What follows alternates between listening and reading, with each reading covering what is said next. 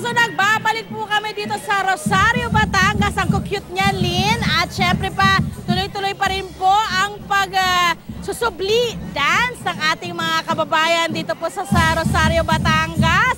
Kaya po tinawag na Sinublian Festival dahil pinagsama pong subli dance at sinukmani na talagang bidang-bida dito po sa Rosario, Batangas. Ang subli dance po ay paghingi ng ulan sa kanilang patron para lang po maging masagana ang kanilang ani. Ayan.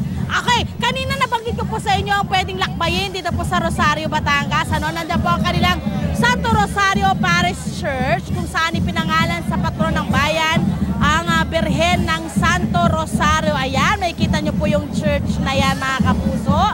At ang sumunod po ay ang tinatawag naman nilang grotto, imahe po ng mga santo. Meron din po dyan Stations of the Cross, mga kapuso. At syempre, yung Tumble Hill.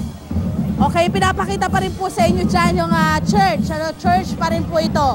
Okay, church pa rin po yan, mga kapuso. May Tumble Hill na kung saan may 300 steps na pwedeng akyatin. Okay, dito na po tayo, mga kapuso. Saan na dito ang ating mga taga-Rosario, Batangas?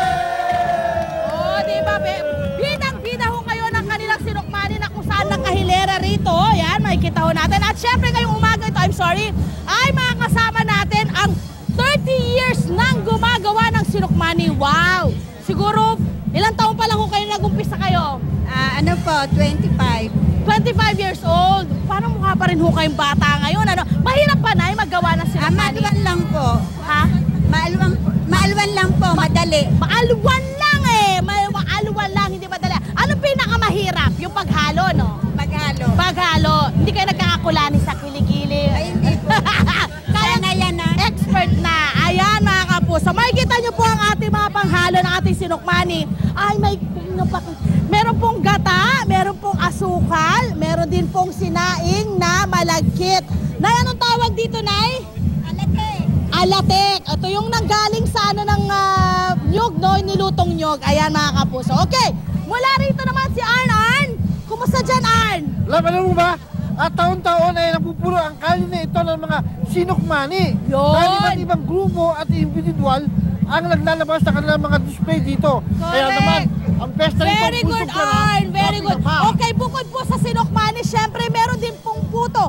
Ba't ba mawawala ang puto? Ang puto po ng Rosario, Batangas at Mary Dairy Products po sila na Carabao's Milk. Bongga! Kayo na po yan. At syempre, mga process na mga karne, ano? Ayan, meron din po sila. Iba't ibang lugar po yan kanilang ipinipresent sa atin, ano? At syempre, ito, meron din po mga guava candy. Yan din po ang kanilang mga produkto. Ang gaganda.